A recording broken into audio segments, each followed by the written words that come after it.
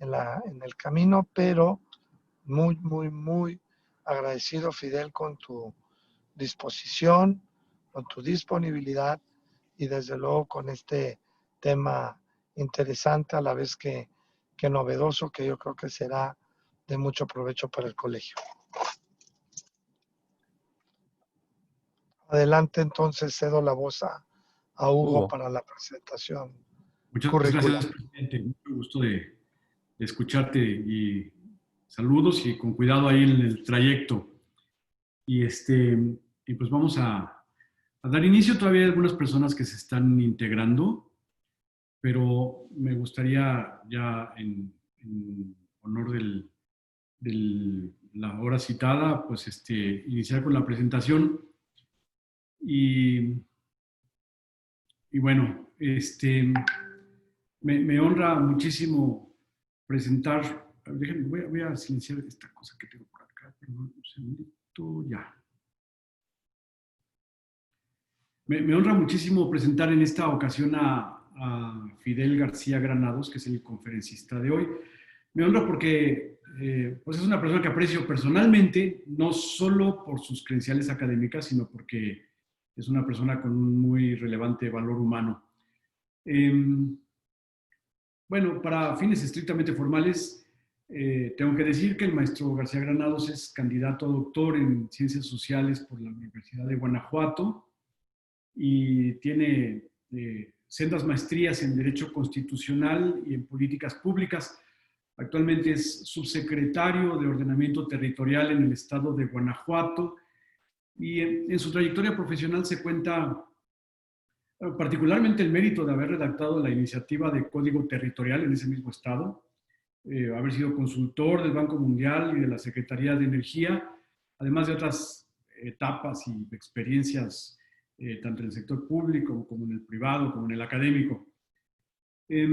Aparte hay que decir que Fidel tiene una vocación intelectual que felizmente desborda lo jurídico. Es un aficionado al cine clásico y un lector intenso. Es frecuente verlo en Facebook compartir sus experiencias de cinéfilo y de leyente de novelas. Aparte suscribe sus publicaciones en Facebook con frases breves que a veces son citas de los libros que lee o de las películas que ve, o a veces son, digamos, aforismos de su propia autoría, pero son tan atinados que a uno no le queda de otra más que salir corriendo a buscar el libro o la película que Fidel reseña en una sola frase. Y esa habilidad suya de reducir toda una experiencia cinéfila o literaria a una frase contundente produjo el título de un libro que contiene una serie de citas de uno de los más célebres escritores de México del siglo XX, Jorge Ibargüengoitia, citas que por supuesto son recopiladas y organizadas por Fidel. Y bueno, pues contundentemente el libro se llama Jorge siempre tiene razón. Bueno, dejando de lado esa faceta de nuestro conferencista, hay que decir cuál es el contexto de la conferencia de hoy. Hoy el maestro García Granados viene a abordar el tema de la relación entre el municipio y su territorio. Como por ahí dijo Yacia Naya la vez pasada, la cita por supuesto no es exacta, no se puede perder de vista la relación íntima que existe entre un gobierno municipal y un territorio municipal. El problema es que aquí en México somos tan desordenados que el desorden se nota hasta en nuestra organización territorial. Uno ve las ciudades en México y se pregunta, pues, ¿qué nunca pensamos que íbamos a crecer? ¿Por qué tenemos que resignarnos a vivir incómodos en nuestras propias ciudades? Ni que nos faltara territorio, digo yo, ¿no? Y la bronca entonces es ordenarlo, el territorio, creo.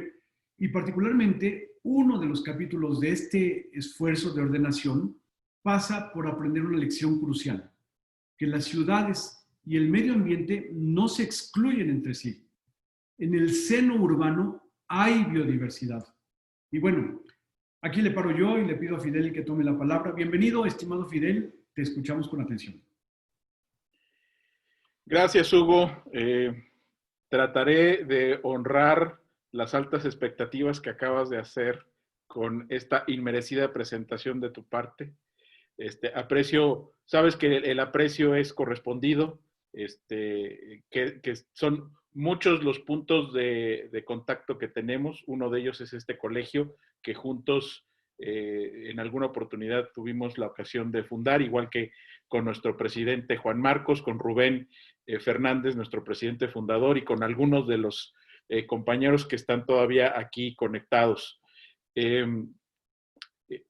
Y justamente en este ánimo de reflexión que ha atinadamente promovido nuestro presidente Juan Marcos Gutiérrez, ahora dada la circunstancia que estamos padeciendo de la emergencia sanitaria, pues se han ido colocando sobre la mesa diferentes temas y creo que el que nos hace concurrir el día de hoy justamente adquiere todavía mucha mayor relevancia dada al menos sospecha o llamado a la reflexión sobre qué tanto de lo que hoy estamos padeciendo está relacionado con la forma en la que hemos ocupado el territorio y específicamente hemos arrasado con el medio ambiente y con nuestros recursos naturales. Es un asunto, y aquí me congratula que el día de hoy tengamos no solo colegas de la vida jurídica, sino también de otras profesiones que aceptaron la invitación y que no me dejarán mentir cuando ponemos sobre la mesa que buena parte de la seguridad de un ecosistema tiene que ver con la riqueza biológica de la misma y que en buena medida lo que hoy estamos padeciendo puede tener en uno de sus múltiples componentes la evidencia de que es una consecuencia de haber separado nuestra vida del entorno ecológico del que formamos parte y del que hoy nos está llamando a cuentas con la situación que estamos prevaleciendo. Evidentemente, abordar esta situación no es ni el propósito de esta sesión, pero creo que sí está en su entorno reflexionar sobre cómo en general como humanidad tenemos que replantear nuestra relación con el entorno ecológico que sostiene la vida en nuestro planeta. Y para ello hemos escogido este tema. Es un asunto muy puntual, pero que, insisto, adquiere mayor relevancia dadas las actuales condiciones. Me voy a permitir compartir con ustedes una presentación muy esquemática, sin pretender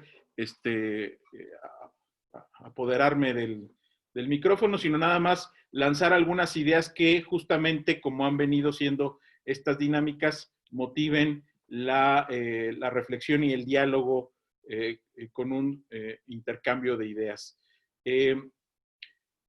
Quisiera de entrada hacer un planteamiento, sí, contundentemente jurídico. En el texto constitucional original, el tema medioambiental era local. Si nos remitimos al texto aprobado en 1917 en Querétaro, evidentemente no había una referencia explícita a temas ambientales, por lo que de acuerdo con el artículo 124 constitucional, todo aquello que no está otorgado a favor de las autoridades federales se entiende reservadas a los estados. En esa dinámica, en esa lógica constitucional, los temas ambientales, ergo, eran de competencia estatal. Solo había en ese texto original algunos asuntos que sí eran explícitamente asignados a las autoridades federales, el tema minero, que siempre ha sido de competencia federal, la gestión de las aguas de jurisdicción federal, el derecho marítimo y una referencia que todavía se conserva en el artículo 73 constitucional sobre la declaratoria de presas buenas y malas de mar y tierra. Salvo esos contados aspectos, todo lo demás estaba de origen al amparo del artículo 124 constitucional y por lo tanto la temática ambiental era de origen de competencia estatal. Aquí el proceso constitucional posterior, sobre todo a partir de 1929, empezó a agregarle atribuciones a las autoridades federales con la complacencia, todos lo sabemos, de las autoridades locales, porque toda reforma constitucional requiere la aprobación de la mayoría de las legislaturas locales para que se conviertan en norma constitucional. Durante buena parte del siglo XX fuimos testigos de un proceso de centralización de atribuciones a favor de las autoridades federales. No sobra decir que en la estadística constitucional el artículo 73 es la norma constitucional con más reformas. Y todas estas reformas han implicado, de alguna o de otra manera, un incremento en las facultades legislativas a favor del Congreso de la Unión. En este contexto es justamente que en algún punto en la historia constitucional se adicionan estas dos fracciones que ustedes pueden ver en pantalla, la fracción 29C y la fracción 29G. La primera data de mediados de los años 70, de 1976, la segunda de 1987, y en ambos se establece la facultad del Congreso Federal para emitir leyes que establezcan la concurrencia de los diferentes órdenes de gobierno en materia de asentamientos humanos por un lado y de protección al ambiente por el otro. En la fracción 29C, el sustento para la legislación en materia de asentamientos humanos, y en la 29G de materia de protección al ambiente. No sobra decir que, sobre todo hablando de la legislación ambiental, antes de 1987 ya había habido leyes federales en materia ambiental que de entrada carecían de fundamento constitucional. Es hasta que aparece esta reforma que se le da base a lo que hoy es la Ley General del Equilibrio Ecológico y la Protección al Ambiente, que se publica unos meses después de aprobar esta reforma, en enero del 88, y a partir de esta, algunas otras que han ido tomando diferentes agendas de la política ambiental en materia de residuos, cambio climático, desarrollo forestal, vida silvestre, etc.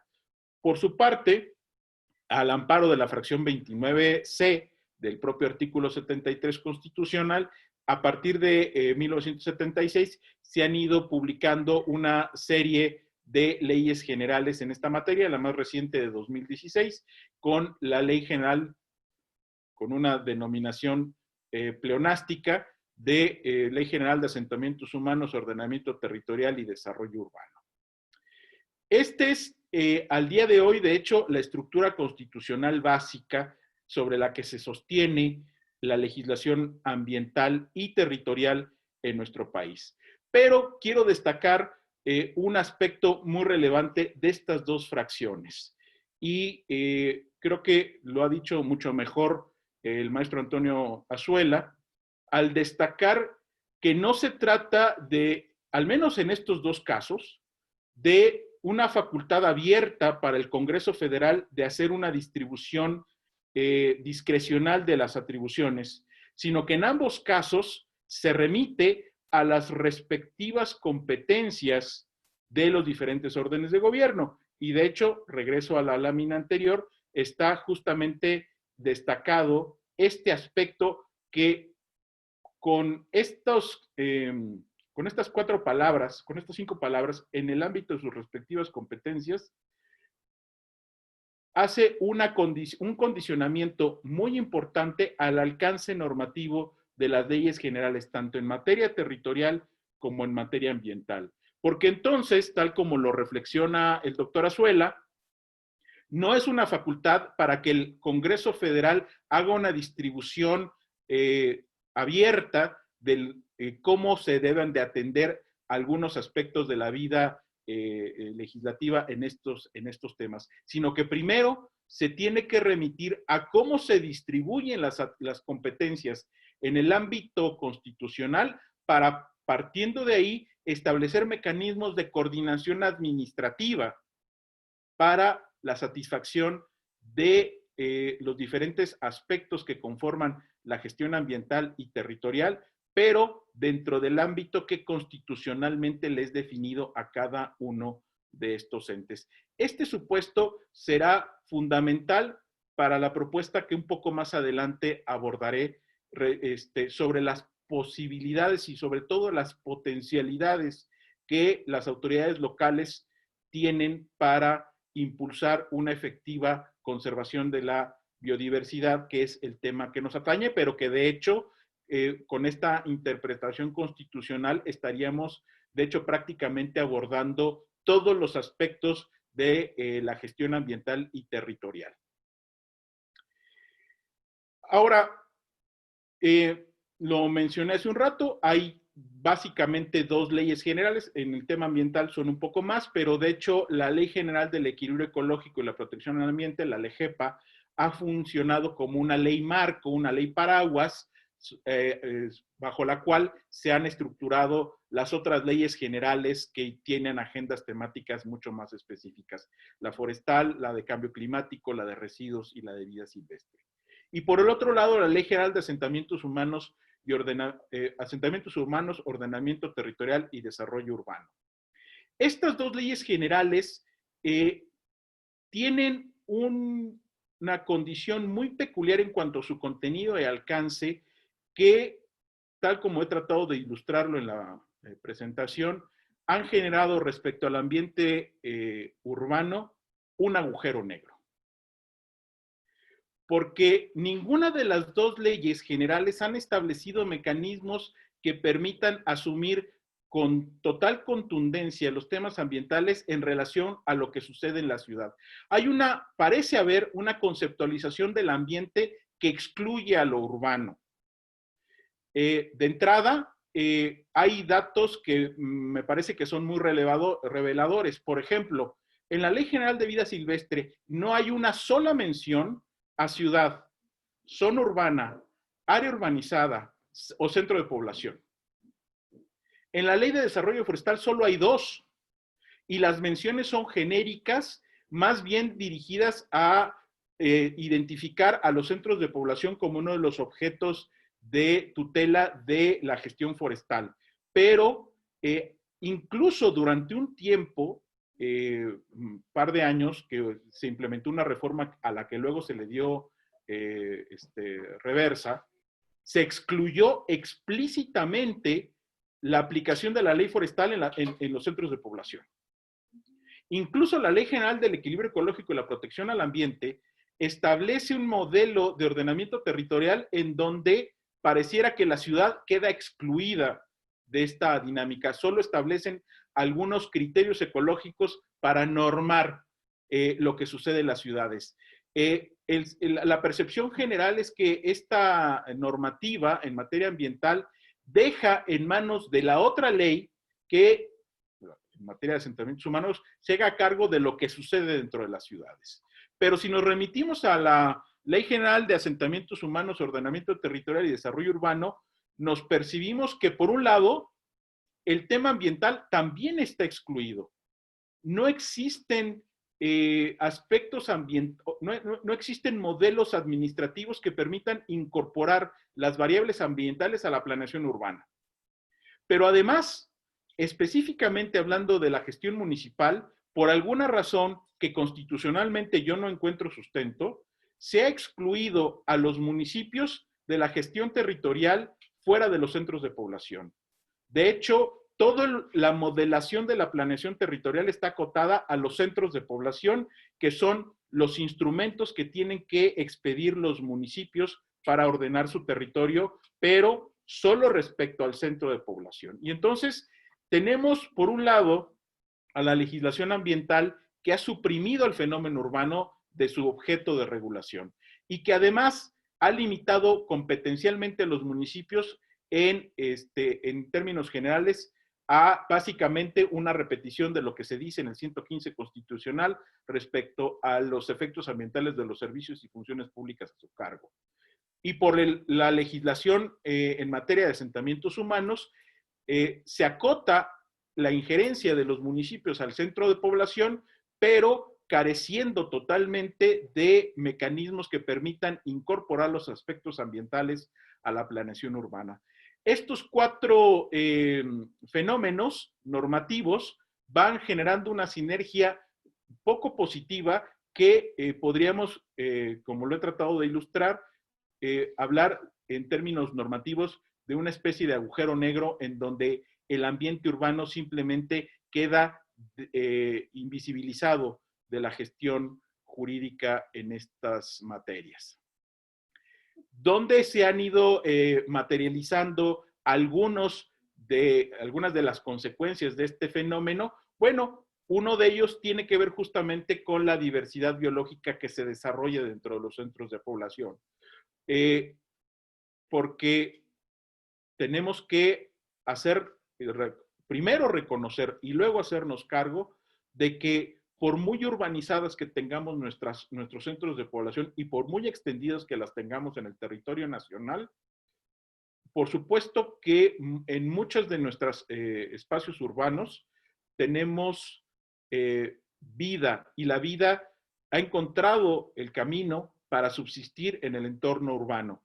Y no solo a través de la plantación de árboles que pueda estar realizando un gobierno local, sino incluso en la dinámica de la vida cotidiana misma. Algunas incluso calificadas como fauna nociva, pero que como especie al menos estaban ocupando este espacio aún antes de que la humanidad llegara y los ocupara.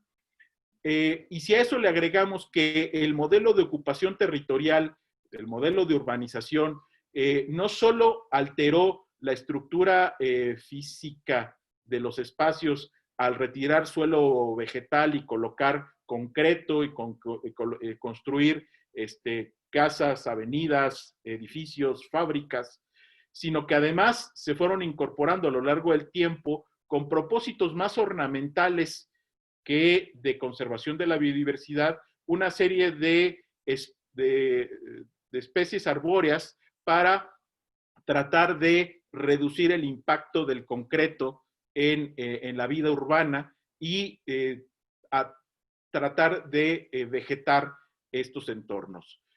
Sin mucha consistencia respecto al entorno urbano. Aquí les voy a presentar algunos de los hallazgos que, como parte de una serie de acciones implementadas a nivel municipal, específicamente en el municipio de León, Guanajuato, estaban justamente arrojándonos esta evidencia. Este estudio elaborado por el Instituto Municipal de Planeación en 2012 nos identificaba cuál era la dominancia de especies en el arbolado urbano en la zona urbana. Y como pueden ustedes ver, las 5 primeras especies identificadas como de mayor dominancia en el entorno urbano eran especies exóticas. En el color más claro de la tabla podrán ustedes identificar las que son especies nativas para la región ecológica en donde se ubica este municipio. En el verde medio, las especies exóticas, y en el verde oscuro, incluso las que son consideradas por la Comisión Nacional para el Conocimiento y Uso de la Biodiversidad, la CONABIO, consideradas como especies invasoras. Resulta que incluso especies invasoras, como el caso del eucalipto, tenían una mayor presencia que las propias especies nativas. De hecho, este estudio, con datos interesantísimos, nos decía que más o menos del 100% de la población arbórea en la zona urbana del municipio de León, solo el 9% eran especies nativas.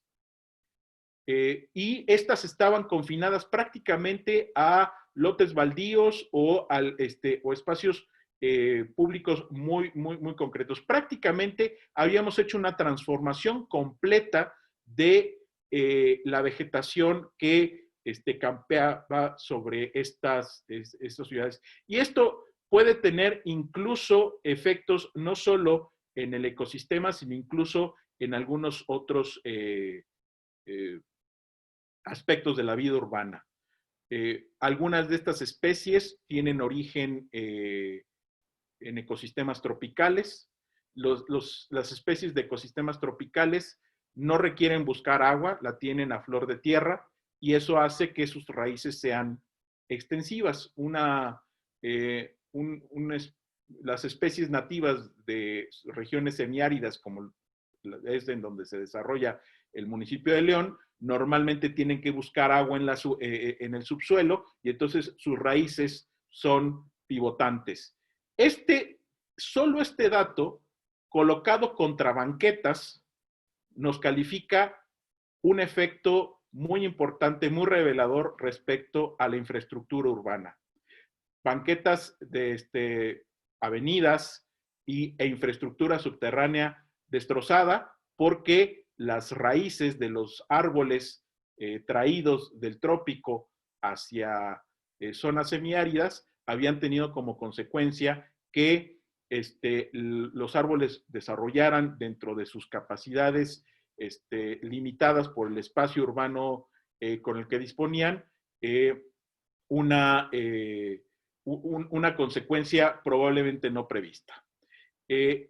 También se pudieron documentar afectaciones a otros ejemplares de la vida silvestre, particularmente de la fauna, dado que las especies, sobre todo de aves y de algunos otros de mamíferos menores, no estaban habituados a anidar o a refugiarse en estas especies, y entonces también hubo desplazamiento de este tipo de ejemplares. Entonces, hay una consecuencia ecosistémica respecto a la decisión de utilizar determinada especie y no otra.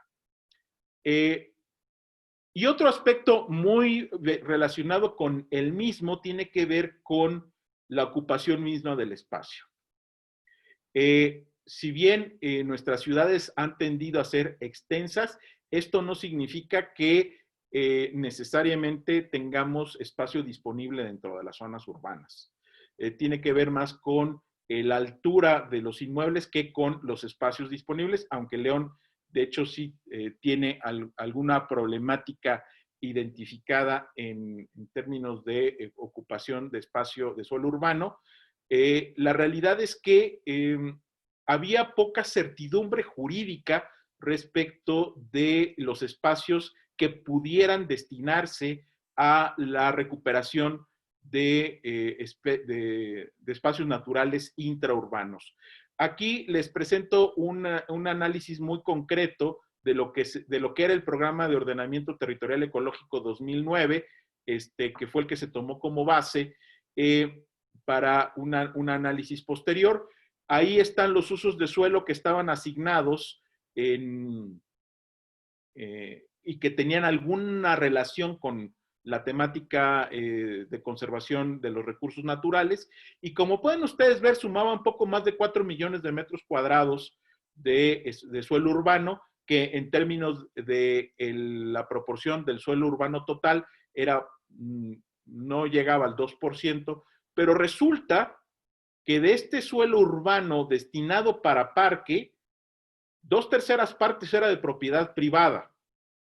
Es decir, solo era una asignación aspiracional de que en algún momento ese espacio pudiera, si era adquirido por el municipio, poder convertirse a espacio público urbano.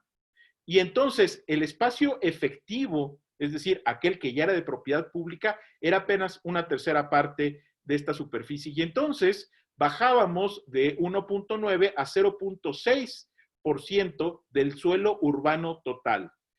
En términos de proporcionalidad, un indicador que suele utilizarse en esta temática de metros cuadrados de área verde por habitante, si bien el dato original de la asignación de usos de suelo estaba en más o menos 2.88 metros cuadrados por habitante, ya hablando de superficie efectivamente destinada para ello, estábamos en menos de 1 metro cuadrado de área verde pública por habitante. Es decir, una proporción bajísima, considerando el tamaño de la ciudad, en donde hoy el conteo poblacional 2015 nos arroja 1.800.000 habitantes en el territorio del municipio de León. ¿Dónde interviene aquí el municipio? Básicamente en hacer uso de lo que ya tiene a su disposición. El artículo 115 constitucional, particularmente la fracción segunda, establece el marco normativo para impulsar el desarrollo y la toma de decisiones jurídicas para transformar la gestión de la biodiversidad a nivel local. Este es uno de los supuestos que me parece que sería muy importante recuperar en esta sesión como parte de las reflexiones, sobre todo lo que tiene que ver con los alcances de las leyes en materia municipal.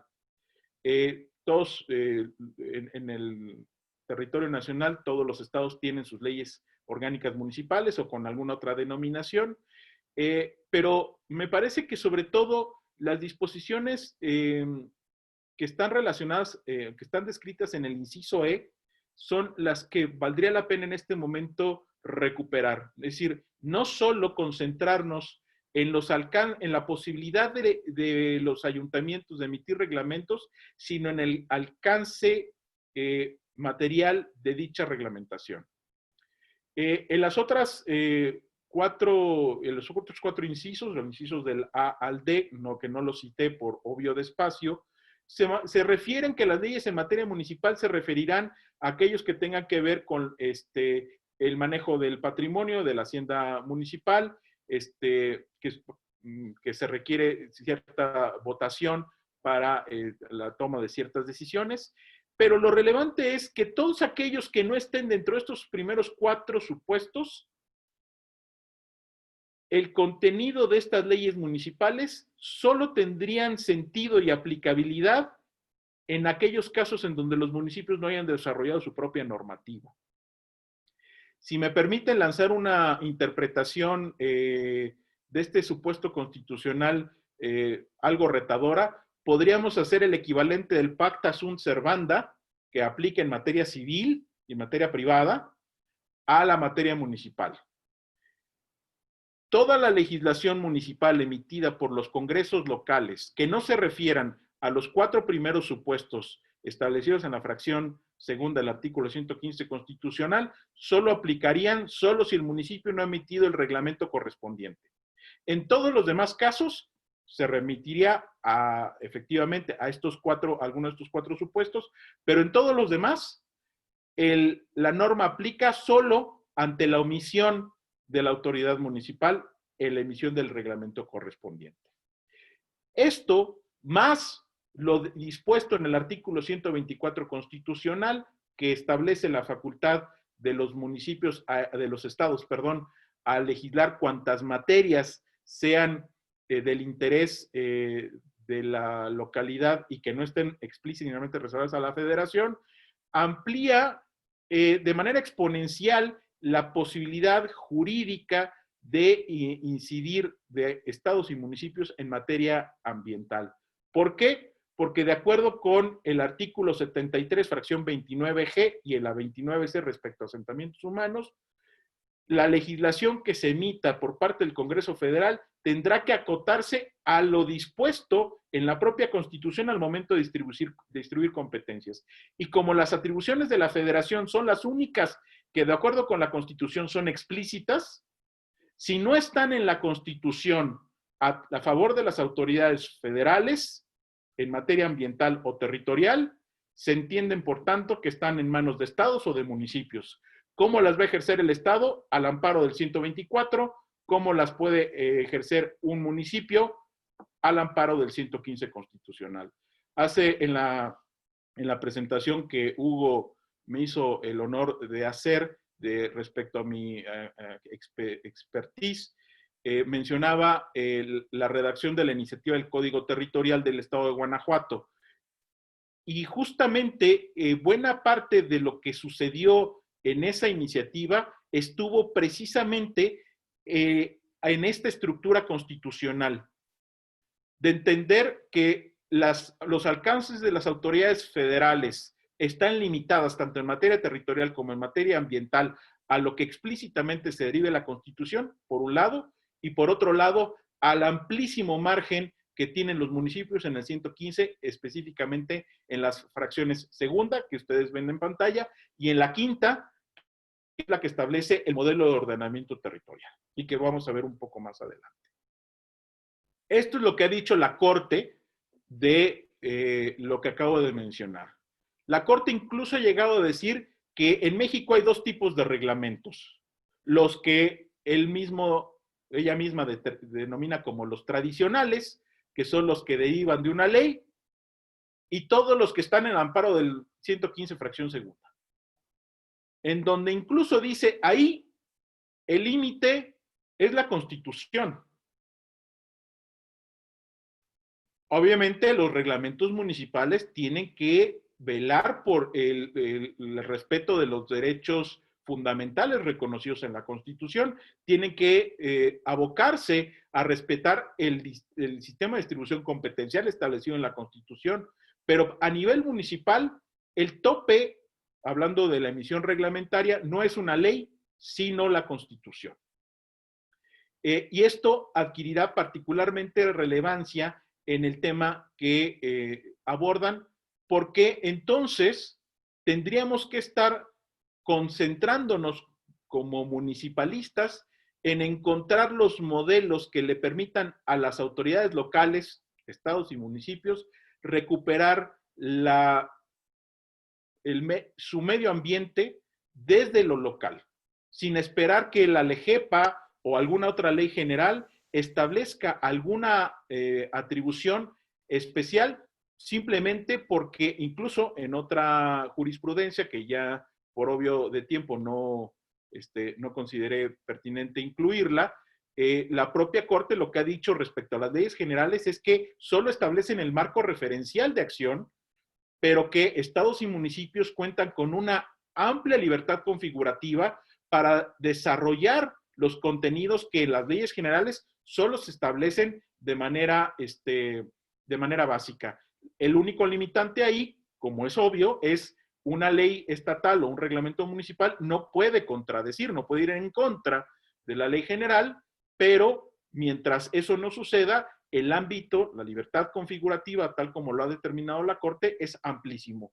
Y más en casos como este, en donde incluso pueden darse casos de distribución de competencias previstas en una ley general de manera inconstitucional. Solo quiero llamar la atención, no es tema de esta exposición, pero la clasificación que se hace y de esa clasificación luego a la distribución competencial en materia de residuos tiene, al menos en mi perspectiva, serias dudas de constitucionalidad, porque si nos remitimos al 115 constitucional, la gestión de residuos no distingue si son peligrosos, urbanos o de manejo especial. El 115 simplemente dice que recolección, traslado y disposición final de residuos, y donde la Constitución no distingue, no tendríamos por qué distinguir. Esto solo lo coloco como uno de los temas que tendríamos que, en escenarios que fomentan la reflexión municipalista como esta, de recuperar espacios normativos que en este momento lo traemos a colación por el tema de la biodiversidad, que la Ley de Vida Silvestre incluso omite asignarle atribuciones a los municipios. Simplemente dice, los municipios tendrán las atribuciones que las legislaturas estatales les confieran en las leyes locales. Pero resulta que al día de hoy, solo 10 estados de la República tienen leyes en vida silvestre. Entonces, esto implicaría que todos los demás, los municipios de los otros estados, no podrían ejercer facultad alguna en materia de biodiversidad, si nos atenemos a lo que viene de la ley general. Justamente este es el escenario problematizado hace un rato y ahora contrastado contra la norma de lo que quisiera someter a consideración de todos ustedes. ¿Qué podemos hacer desde lo local para recuperar la biodiversidad cuando las propias leyes generales emitidas por el Congreso Federal en esta materia han limitado, si no es que incluso omitido, el ámbito competencial de los municipios en esta materia? Ya lo mencioné hace un rato, el artículo 115 constitucional, en la fracción 15, tiene todo este modelo de organización en el tema territorial.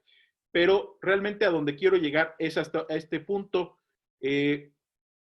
a partir justamente de la experiencia de lo que ha sido primero el desarrollo e implementación del Código Territorial y luego un instrumento que se ha vuelto o empieza a volverse el hito de la política en la biodiversidad, en materia de biodiversidad urbana, que son las paletas vegetales. En la perspectiva que he estado poniendo a consideración de ustedes, pues evidentemente se requeriría de un marco normativo emitido a través de un reglamento que vaya incorporando buena parte de los asuntos que tienen que ver con la gestión del medio ambiente a nivel local, insisto, en esta amplia interpretación constitucional. Pero también es importante incorporar la gestión territorial, como hace un rato les presentaba, podemos tener muy buena voluntad de implantar cuantos árboles sean necesarios en la zona urbana, pero si no tenemos en dónde ponerlos, no va a pasar de una buena voluntad. Necesitamos, sobre todo en condiciones de replanteamiento de la vida cotidiana como estamos hoy enfrentando, buscar mecanismos que nos permitan ampliar los espacios que desarrollen áreas naturales intraurbanas. Y para eso es fundamental tener un programa de ordenamiento territorial que sea acorde y consistente con esto.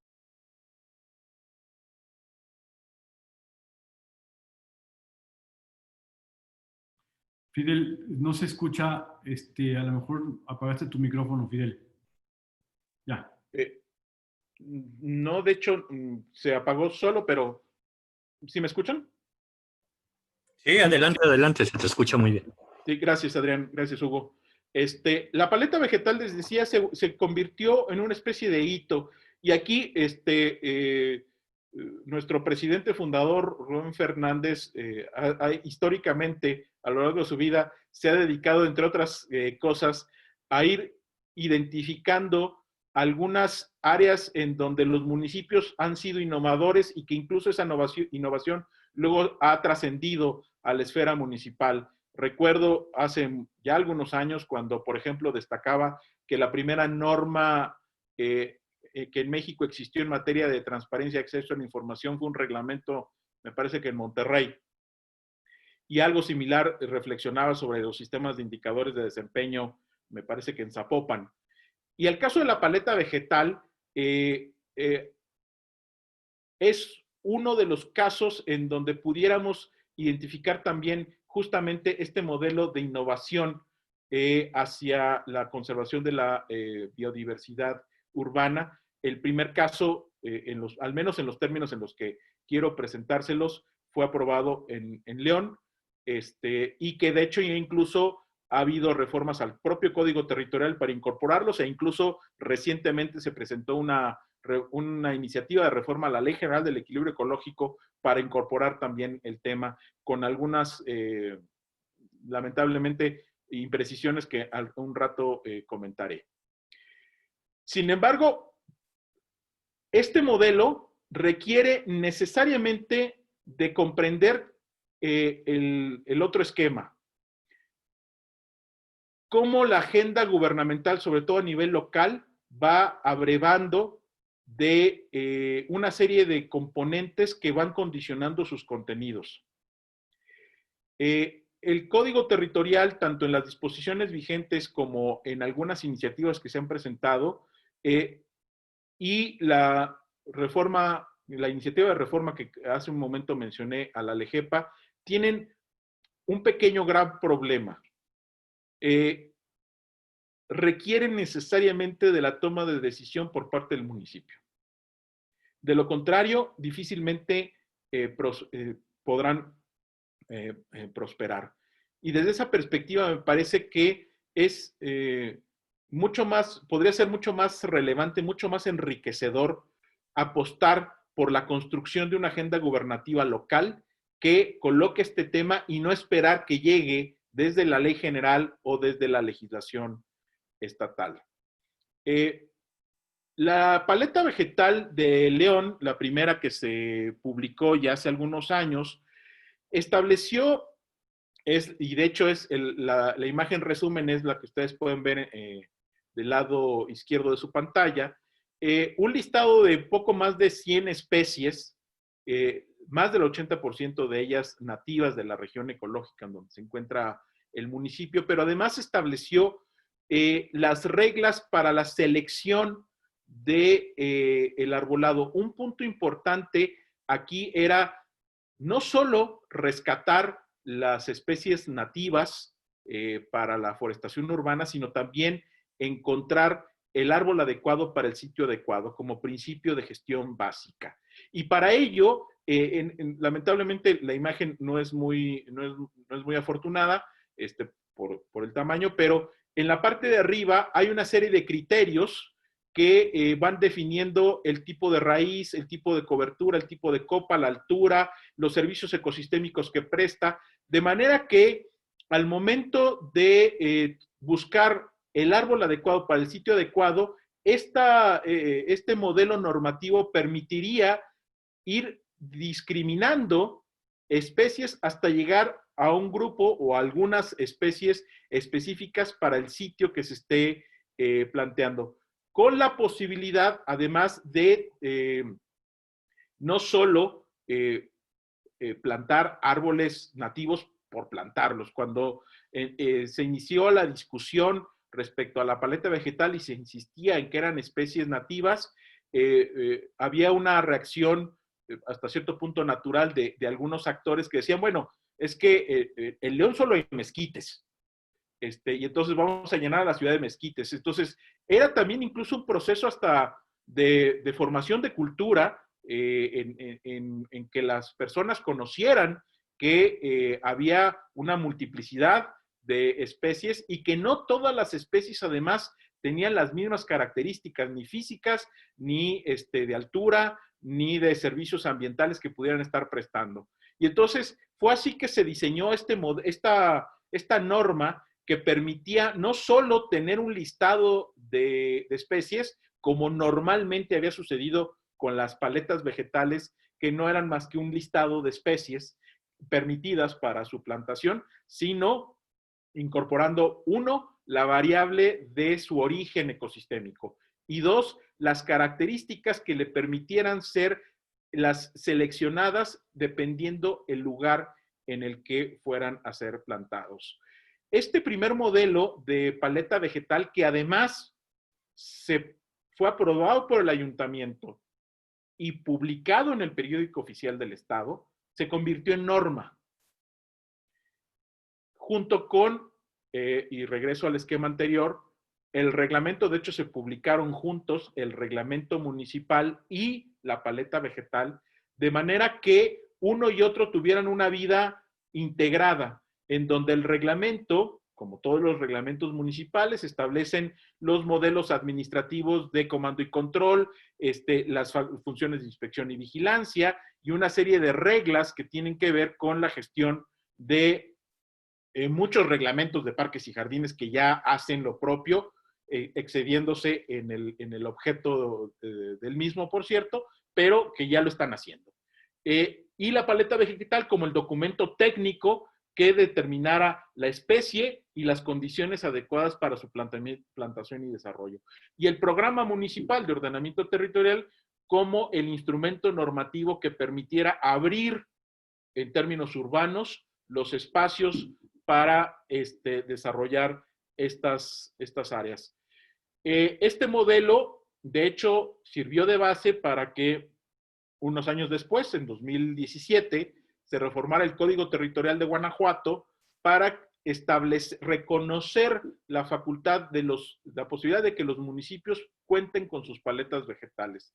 La condición aquí, como un instrumento de asistencia técnica, es que la autoridad estatal, en este caso la Secretaría de Medio Ambiente y Ordenamiento Territorial, emitiría un inventario de especies nativas a partir de los cuales cada municipio podría determinar las especies que pudieran colocarse a su vez en la paleta vegetal, que sería el instrumento normativo que regularía la forestación urbana en cada uno de los centros de población. Decía yo hace un rato que el año pasado, de hecho, se presentó una iniciativa de reforma a la Ley General, a la LEGEPA, tratando de llevar la paleta vegetal ahora a nivel nacional, pero me parece que con serias deficiencias y sobre todo con la pretensión de que haya una gran paleta nacional, una gran paleta vegetal nacional con serios problemas de entrada de constitucionalidad, porque tal como lo he planteado, si no existe esa facultad para que la autoridad federal emite esa norma, aunque esté en la LEGEPA, sería inconstitucional. El otro instrumento que mencionaba hace rato que deriva del Código Territorial es el Programa Municipal de Desarrollo Urbano y Ordenamiento Ecológico Territorial, que lo que ha permitido es tener un instrumento mucho más consistente respecto a lo que venía sucediendo con dos leyes generales que establecen 3 tipos de programa con muchísimas tensiones entre uno y otro. En los programas de desarrollo urbano, conforme a la Ley General de Asentamientos Humanos, han estado en permanente conflicto con los programas locales de ordenamiento ecológico, sobre todo porque no se define en la frontera dónde empieza uno y dónde termina el otro, y además el modelo de programas parciales ha sido bastante conflictivo. El modelo que establece el Código Territorial es un solo programa en donde en el mismo se establezcan todos los aspectos que tienen que ver con la ocupación del territorio. Ello permitió, entre otras cosas, y ya prácticamente con esto termino porque creo que me estoy excediendo el tiempo, en incrementar considerablemente el espacio público urbano disponible para la protección de los recursos naturales y la recuperación de la naturaleza dentro de las ciudades. Y de la superficie potencial que estaba en 2.8 pasó a 3.19, pero sobre todo la efectiva, es decir, la que ya era de propiedad pública, pasó de 0.94 a 2.17. Es todavía un indicador bajísimo. Por ahí anda el mito urbano de que son por lo menos 9 metros cuadrados de área verde pública por habitante. Yo personalmente, confieso mi ignorancia, no he encontrado el supuesto documento de la OMS que establece ese factor. A mí me parece que es un factor muy general que incluso podría ser cuestionado porque, sobre todo en condiciones de cambio climático, necesitaríamos estar haciendo el análisis puntual de qué sucederá en cada entorno urbano para poder determinar entonces cuál sería la proporción adecuada de área verde pública por habitante. En mi parecer, 9 metros cuadrados de área verde pública por habitante sería, al menos para León, insuficiente, dadas las condiciones previstas, insisto, en materia de cambio climático. Pero todavía ni siquiera está el modelo cerca de ello, pero sí estableció un avance modesto, pero avance al fin de poder incrementar esta proporción a través del modelo presentado. Esta tabla ya preferiría no desarrollarla porque sí me llevaría un poco de tiempo. Más bien preferiría abrir la discusión, el diálogo con todos ustedes. Muchas gracias. Gracias, estimado Fidel. Te agradezco mucho. Y bueno, pues vamos a abrir una sesión de coloquios si son tan amables. Y vamos a empezar aquí con Carlos Martín Gutiérrez, que tiene la mano levantada. Adelante, estimado Carlos Martín. Muchas gracias, Hugo. Muchas gracias, Fidel. La verdad es que es una excelente presentación. Es evidente el dominio que tienes sobre el tema. Y pues me congratulo de haber podido estar en esta sesión. Y qué bueno que afortunadamente señalas el inciso del artículo 115, que me parece que ofrece una gran oportunidad en materia de reglamentación municipal, en muchos de los temas que, como bien dices, no están contemplados, ¿no?, en los incisos previos. Y ante la falta de legislación local, pues tienen esta posibilidad los municipios de hacerlo. Y pues no nada más en esta parte de la biodiversidad en el municipio, en el entorno urbano, etcétera, sino en muchas otras materias. En mi experiencia, en la experiencia con otros colegas, también trabajando en algunos casos, por ejemplo, con Juan Marcos, nos hemos encontrado con una apatía, una abulia reglamentaria en muchos municipios.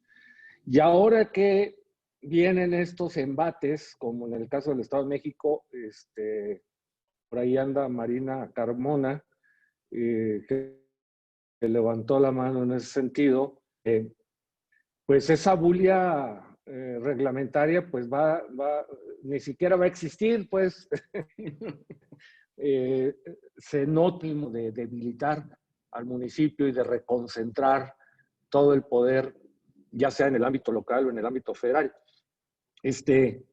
¿Qué hacemos? ¿Qué hacemos ante este panorama? La verdad es que a mí me parece un panorama triste.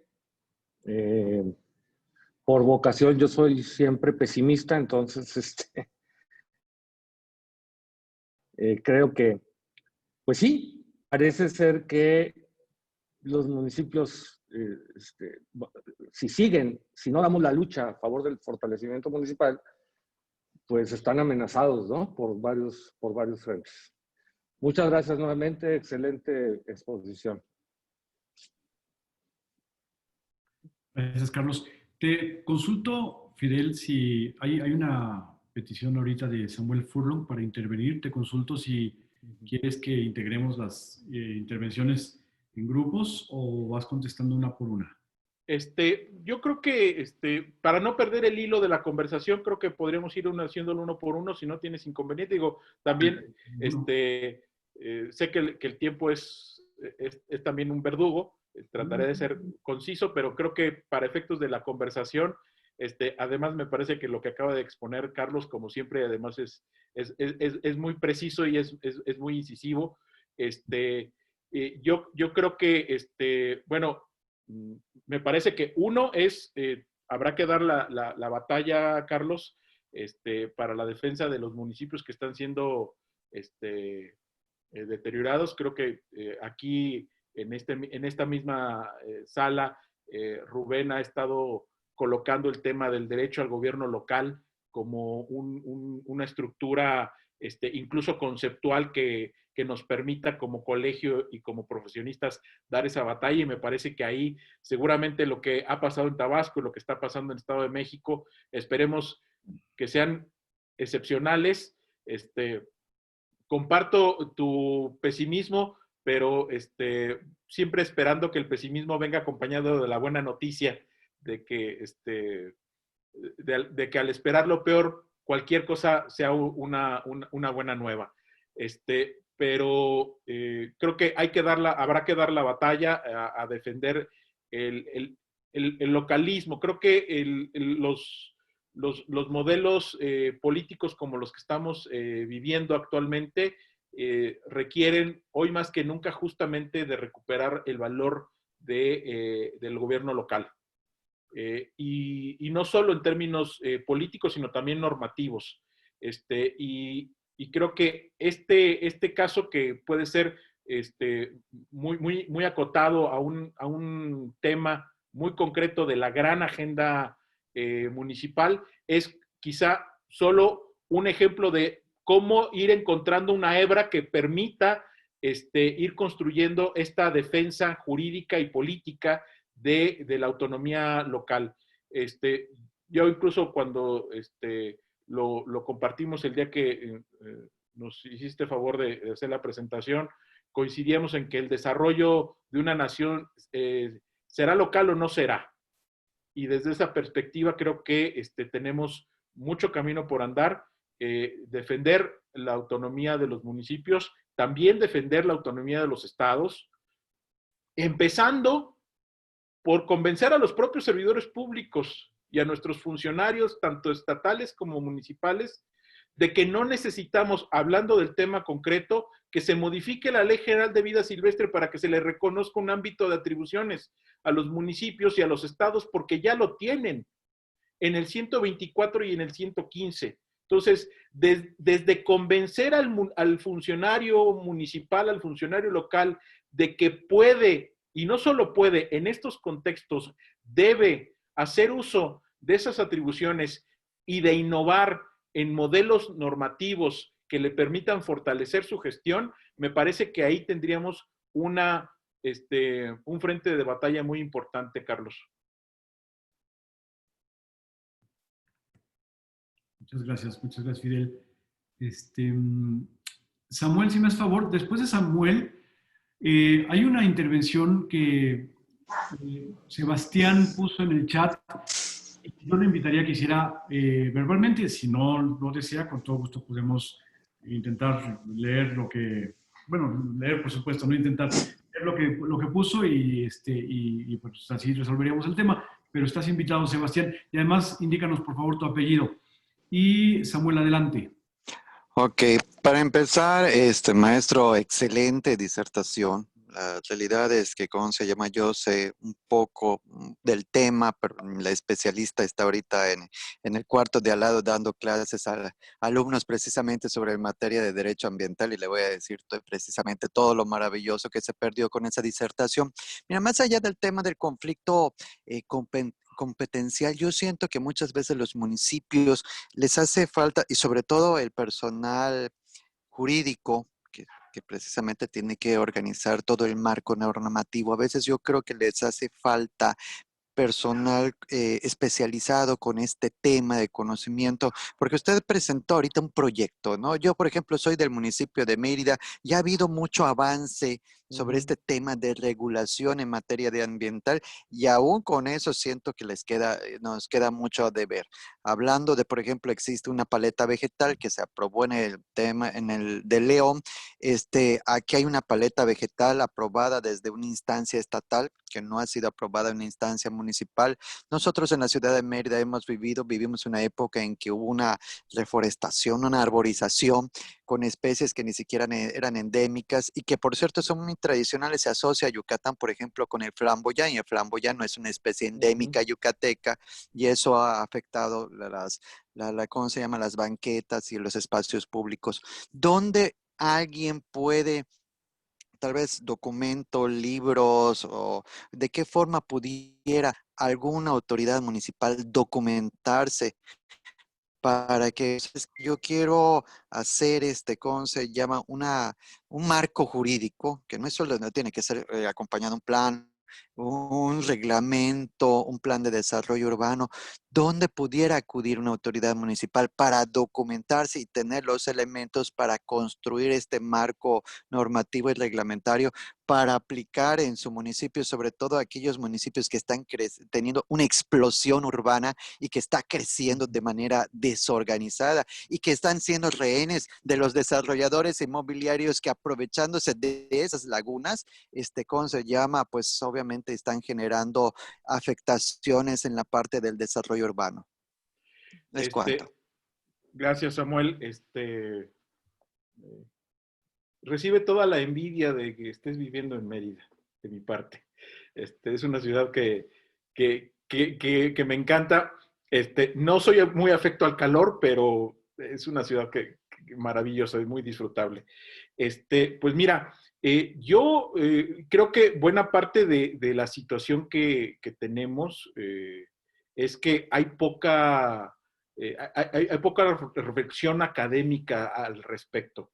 Es decir, incluso hace unos meses, por otros motivos, me topé con un libro del ministro en retiro, José Ramón Cosío, que se llama Cambio Social y Cambio Jurídico, en donde justamente reflexiona, entre otras cosas, de cómo incluso los libros de la doctrina jurídica tradicional, publicadas por una editorial muy conocida, estaban estructuradas para formar parte de un modelo centralizador y en donde las discusiones locales quedaban sesgadas, porque incluso la poca producción jurídica que había a nivel local, pues no tenía las cadenas de distribución que permitieran ampliar el conocimiento más allá de lo que de manera tradicional se difundía. Entonces, creo que hoy, por un lado, los modelos tanto de distribución editorial como de acceso a información a través de redes sociales ha cambiado mucho, pero ahora creo que lo que nos corresponde es empezar a escribirlo, porque la realidad es que y quizá cuando Hugo me hizo favor de contactarme para plantearme si podíamos participar, pues le propuse este tema porque justamente es de los temas, como muchos otros del municipalismo, que rara vez se abordan y sobre todo se abordan con esta perspectiva local.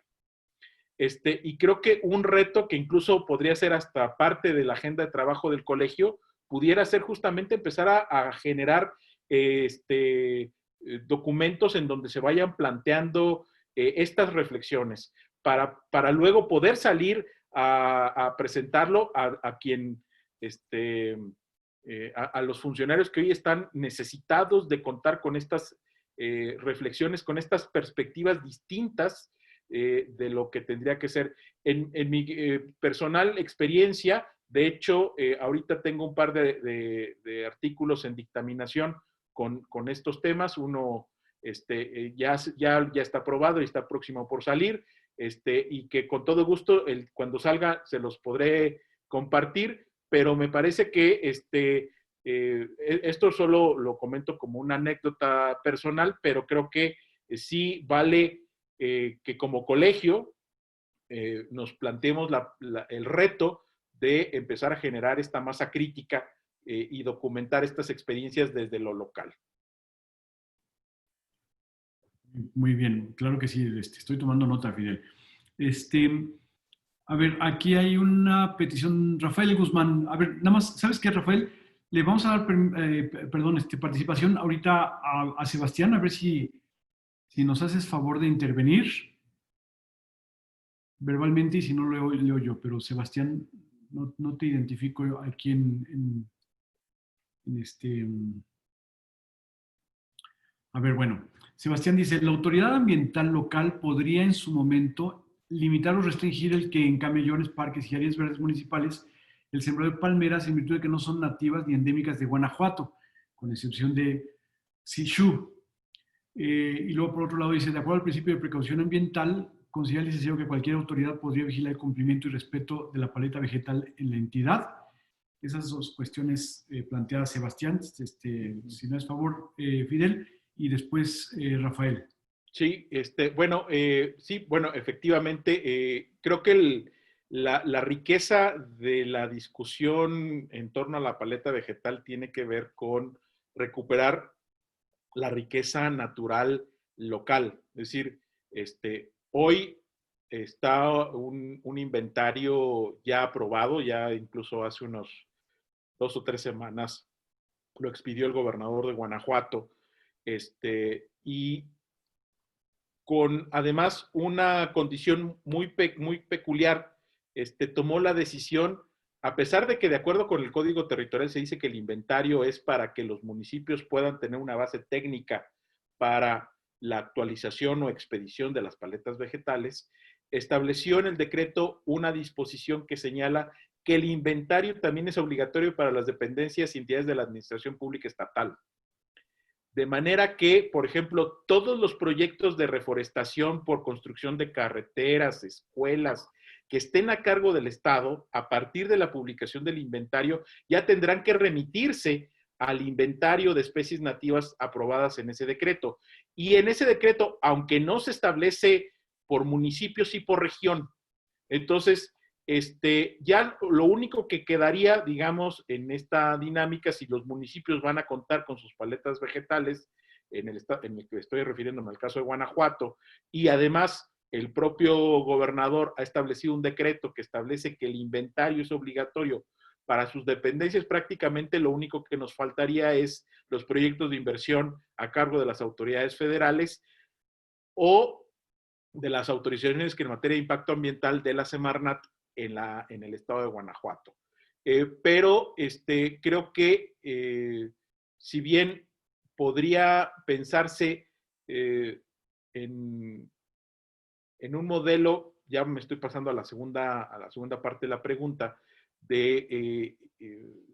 no sé si en la vigilancia del cumplimiento se esté refiriendo a la posibilidad de sancionar, quizá no sea el caso, porque evidentemente habrá que ver el caso concreto para determinar la autoridad competente para la sanción respectiva, pero sí genera en las paletas vegetales y el inventario de especies nativas, hablando de la experiencia de Guanajuato, un modelo de discusión sobre el tema, de manera que incluso a las propias autoridades federales, en el ejercicio de sus propias responsabilidades y de sus propias atribuciones, poder incorporar este tema al momento de que se estén discutiendo, por ejemplo, las autorizaciones que en materia de evaluación de impacto ambiental tuvieran que emitirse. De entrada, normalmente el procedimiento de evaluación de impacto ambiental federal prevé consulta a las autoridades locales y esa sería, por ejemplo, una vía por la cual Estado y municipio pudiera incorporar el tema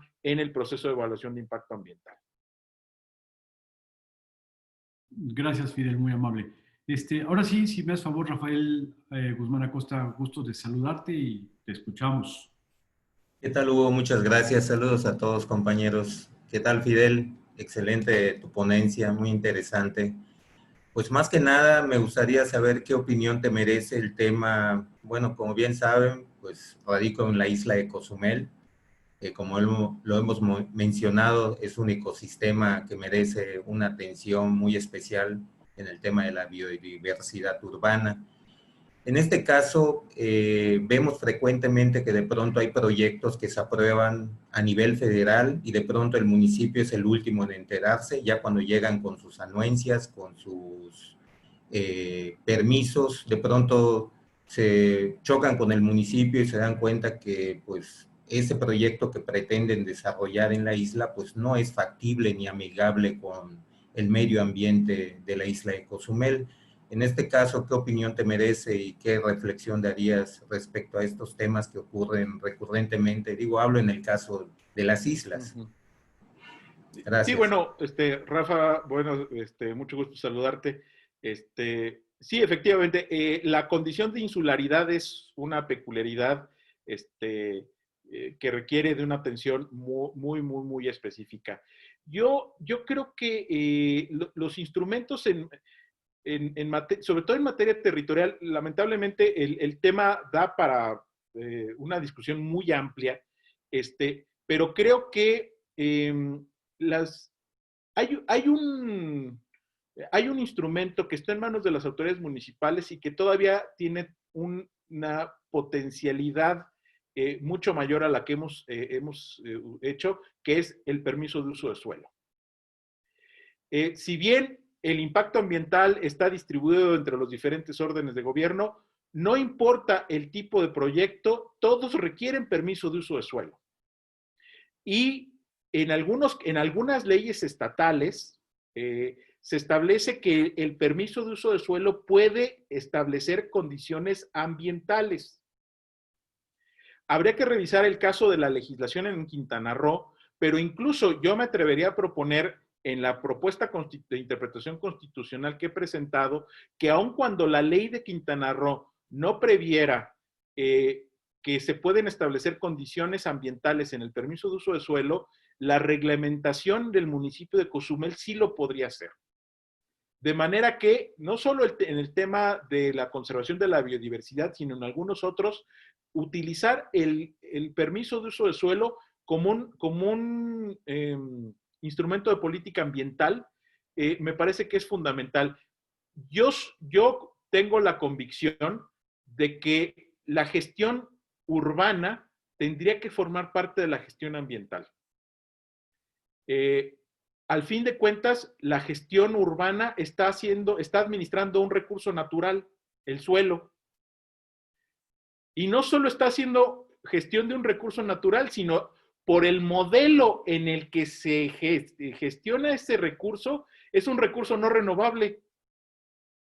Porque el periodo de retorno de una construcción es tal que prácticamente para efectos de ese recurso natural, es recurso no renovable. Entonces, de hecho, incluso si ustedes se fijan, y aquí quiero llamar la atención sobre un aspecto que me parece muy relevante, a nivel federal vemos que es muy clara la distinción, incluso hasta el conflicto que se da entre Semarnat y Sedatu.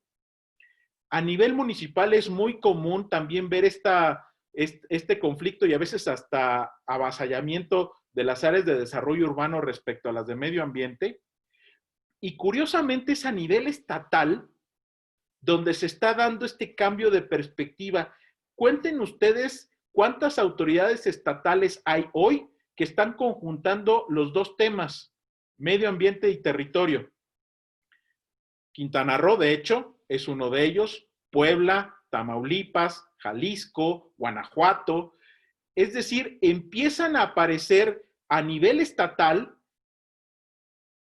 modelos de gestión en donde lo territorial forma parte de lo ambiental. Este es un tema de diseño institucional que bien podría plantearse a nivel municipal, por un lado. Y por otro lado, insisto, la potencialidad de utilizar el permiso de uso de suelo, que es uno de los instrumentos más importantes que tiene el municipio en términos administrativos, como un instrumento de política ambiental. Me permitiría, Rafael, si me lo permites, hacer estas dos sugerencias, además de lo que comenté en la presentación. Gracias, Fidel, muy amable. Al contrario. Muchas gracias, Fidel. No sé si hay alguna intervención más. No hay manos levantadas por el momento, pero si alguien quiere, con todo gusto aquí lo escuchamos. Ah, sí, perdón. Adelante, Dulce Elena, ¿quieres encender tu micrófono si me haces favor? Hola, buenas noches. Buenas noches. Es que no sé dónde se levanta la mano, discúlpenme. No, bienvenida.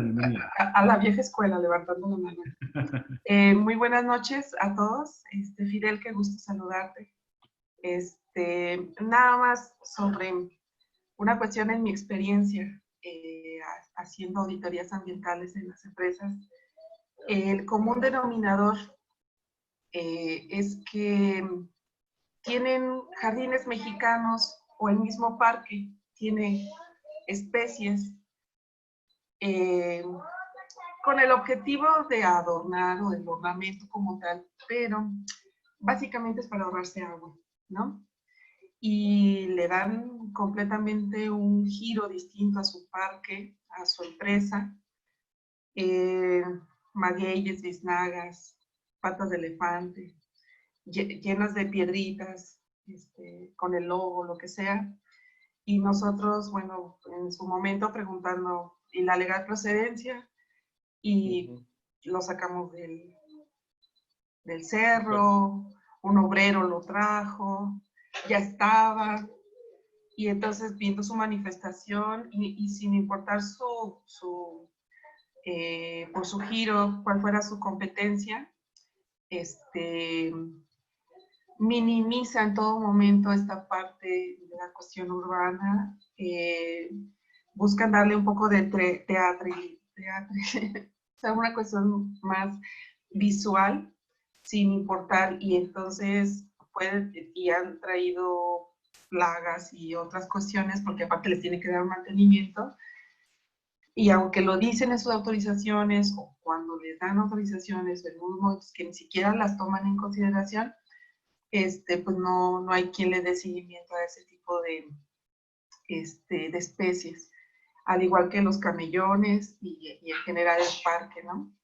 Entonces, siento que esta parte es omiso, municipio, el Estado en cierta forma, y bueno, a nivel federal obviamente que también tiene sus bemoles respecto a esta situación, y no ha habido una forma de concientizar, porque también quienes trabajan para ellos de tercerías no están relacionados con estas cuestiones del ordenamiento y no les interesa, ¿no? Ellos quieren buscar formas, o están en todo tiempo, todas las empresas quieren ahorrar. ¿Cómo ahorramos agua? Pues métele especies exóticas, especies que están en la norma y que deben de tener una autorización o seguimiento, pero simplemente pues no sucede así. Esa era mi participación. Muchísimas gracias. No, al contrario, gracias, Dulce. Siempre es un gusto saludarte. Perdón, nada más una consulta. Dulce, eres de Guanajuato, ¿verdad? Sí, así es. Ok. Sí, soy de Guanajuato. ¿Ya habías participado tú? He estado en varias ocasiones, pero es la primera vez que intervengo. Okay. Adelante, perdón, Fidel, gracias. Sí, gracias. Bueno, mira, como suele suceder en materias concurrentes, también es un hecho de que el que haya un modelo normativo no excluye de la aplicación de los otros. En el caso concreto de lo que mencionas de la utilización para efectos ornamentales de especies protegidas en la norma oficial mexicana, bueno, el hecho de que se coloquen en un espacio empresarial o incluso por un proyecto de embellecimiento de su entorno, una empresa o coloque estas especies en el camellón de la ciudad, bueno, efectivamente, habría que acreditar la legal procedencia, porque el hecho de que esté posibilitada o no en una paleta vegetal el uso de esta especie, no excluye a que se tenga que cumplir con el resto de la normativa. De hecho, incluso en la paleta vegetal de León hay una anotación en donde se marca de las especies listadas cuáles están en la norma 059, que es la que establece las especies de flora y de fauna sujetas a algún régimen de protección.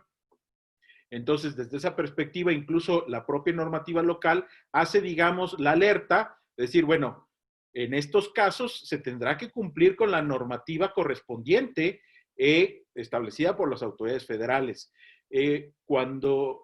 Porque muchas de estas especies efectivamente pueden provenir no necesariamente de producción en viveros bajo control, sino como lo mencionabas, de la extracción ilícita, y ahí más bien quien tendría que actuar es la autoridad que tiene la facultad para ello, que en este caso sería la Profepa, con independencia, insisto, de que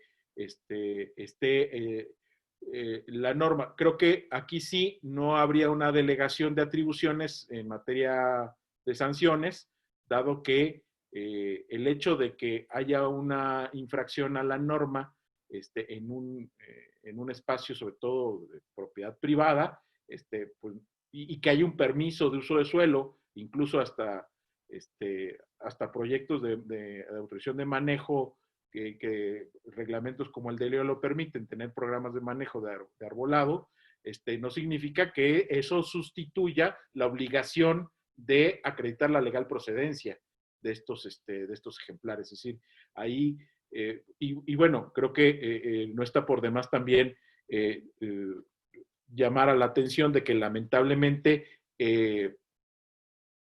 tenemos una autoridad sancionadora en materia ambiental a nivel federal que adolece de anemia crónica. Es decir, para efectos prácticos, la Profepa hoy es anoréxica. No tiene capacidad alguna de actuar, y eso evidentemente trae como consecuencia que estas situaciones se vayan generalizando.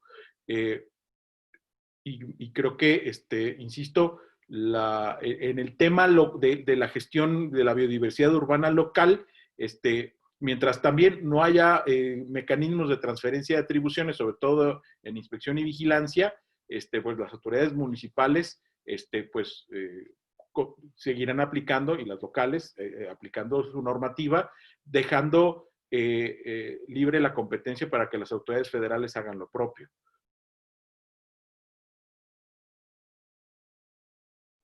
Muchas gracias, Fidel. Pues muy bien, aquí hay una, a ver, déjenme ver un segundito. Ah, no, bueno, es un saludo. Bueno, aparentemente no hay ninguna pregunta más. A María del Carmen. Perdón, María del Ya. Carmen Mejía Alba. A tus órdenes, María del Carmen, te escuchamos. Gracias. Buenas noches. Una pregunta, maestro, y respecto a este tema de poder fortalecer, digamos, ante esta anemia institucional que vemos en mucho tema del sector ambiental federal, yo retomo la idea de poder fortalecer técnicamente a las autoridades ambientales municipales, puesto que al final de cuentas es la autoridad de primer respuesta ante cualquier eventualidad ambiental. En esta perspectiva, al menos en tema de biodiversidad, un instrumento que puede ayudar mucho a fortalecer las cuestiones municipales son los índices de biodiversidad urbana. Sin embargo, hay una brecha todavía para caminar en esa cuestión de cómo los municipios que empiecen a tomar esta cuestión de biodiversidad urbana puedan ser contemplados también como dentro de las estrategias nacionales de adaptación basada en ecosistemas, que creo que esa parte es bien interesante y ojalá el mismo colegio pueda apoyar en este análisis, puesto que una necesidad imperativa de los municipios ahora va a ser la búsqueda de organismos internacionales para buscar financiamiento ante la falta de recursos, ¿no? Entonces, en materia ambiental. Y un elemento clave puede ser cómo los municipios manejan su biodiversidad urbana para enfrentarse a temas de cambio climático, para enfrentar inundaciones, para romper islas de calor, etcétera. Pero en la ley nacional, o al menos en las estrategias nacionales, la adaptación basada en ecosistemas está netamente dirigida a áreas naturales protegidas, máximo estatales, y cuestiones costeras y marítimas. Entonces, creo que hay una gran oportunidad en que los municipios podamos acceder a este tipo de fondos recuperando nuestra biodiversidad urbana, con perspectiva de que es una herramienta de adaptarnos a las nuevas condiciones climáticas y mitigar riesgos de fenómenos climáticos extremos. Al menos es lo que en León, con base en todo lo que ya bien el maestro Fidel expuso de paleta vegetal, pues estamos partiendo de esa línea base para tener nuestro índice de biodiversidad urbana y actualizar esta paleta vegetal muy bien elaborada ahora en condiciones de cambio climático. Es decir, cómo las especies nativas se van a adaptar a las nuevas condiciones de lluvia o a las nuevas condiciones de pH del suelo. Entonces, creo que en esa parte, como reitero esa parte, y no sé qué tanta probabilidad veas tú, maestro, de tener esa posibilidad de que los municipios accedan por medio de adaptación basada en ecosistemas ante la realidad y la panorámica federal que tenemos en temas de cambio climático. Pues mira, sí, efectivamente es un tema ahí que está todavía en puntos suspensivos. No sé, quisiera pensar que pudiera suceder en materia de cambio climático lo que está pasando ahorita respecto a las cumplimientos de las metas de Aichi. Nada más para darle el contexto a quien no está muy familiarizado con el tema. En la Cumbre de la Tierra de 1992 se aprobaron 2 convenios marco de Naciones Unidas, el de cambio climático y el de biodiversidad. Y de hecho prácticamente son 2 convenios hermanos que han tenido su propia vida, pero con mucha simultaneidad. Y bueno, mientras que el convenio marco de cambio climático ha sido como el que ha tenido más atención mediática por el protocolo de Kioto, Acuerdo de París y demás, la Convención de Biodiversidad también ha tenido sus logros, y hace 10 años, en 2010, cuando arranca la década por la biodiversidad, se definieron las metas de Aichi en Japón, en la prefectura de Aichi, por eso se llaman así las metas. Y una de las metas que originalmente se habían lanzado era que al menos el 17% del territorio de los estados parte estuviera sujeto a algún régimen de áreas naturales protegidas. Y en un principio, el gobierno mexicano solo reconocía como tales a las áreas naturales protegidas federales. hasta que se dio cuenta que no iba a cumplir con la meta. Y entonces sí empezó a abrir, a reconocer otros modelos de áreas naturales protegidas, incluyendo las áreas voluntariamente destinadas a la conservación, lo que le permitió, y rayando, cumplir las metas. De hecho, el caso específico de Guanajuato solo se cumplen con las estatales y municipales. Es decir, solo la Reserva de la Biosfera de Sierra Gorda de Guanajuato, que es la única área natural protegida federal en la entidad, representa como el 12% del territorio. El 7% del territorio. El otro 13% de áreas naturales protegidas son estatales y municipales. Solo con estados y municipios, México puede cumplir incluso con sus compromisos internacionales. Yo, esperaría que eso volviera a pasar, porque seguramente va a pasar, porque solo con las metas definidas en ANPs federales, estatales y ecosistemas costeros no se van a cubrir las metas.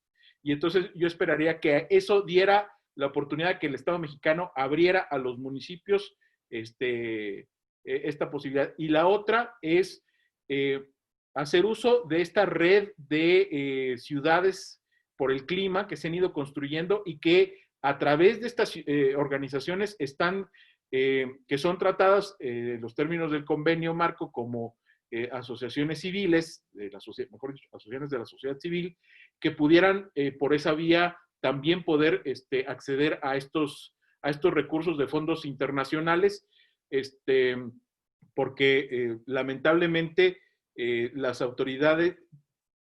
autoridad normativa para efectos de ambas convenciones son las autoridades federales, como al final son los representantes de la nación ante la comunidad internacional, pero siguen teniendo todavía una perspectiva demasiado centralizadora y que pues, lamentablemente están asfixiando financieramente incluso estas iniciativas que a nivel local el índice de biodiversidad urbana me parece una de las estrategias más interesantes, que incluso la propia CONAVI ha estado promoviendo que se realicen, pero incluso la propia Comisión Nacional se ha estado topando con estas limitaciones que evidentemente desestimulan a los municipios a continuar, ¿no? Entonces, yo vería, por un lado, la posibilidad de que en algún punto el gobierno federal reconozca que ante el incumplimiento de las metas se amplíen el acceso a estos recursos, y por otro,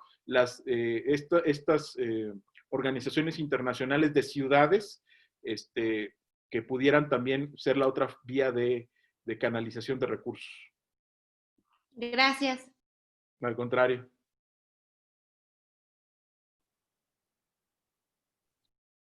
Ok. A ver, tengo aquí una... No, bueno, son comentarios. Fidel, pues no hay más solicitudes de intervención ahorita, entonces, esperen, aquí, no, nada más. Pues te agradezco muchísimo tu intervención. Adrián, por ahí andas, ¿verdad?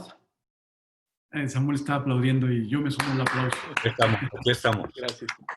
Muchas gracias, Fidel, por tu intervención. Y bueno, como es costumbre, la forma como el colegio agradece a las personas que nos hacen favor de ofrecer una plática, pues es otorgándoles un reconocimiento. Entonces, te pido, Adrián, que lo pongas en la pantalla.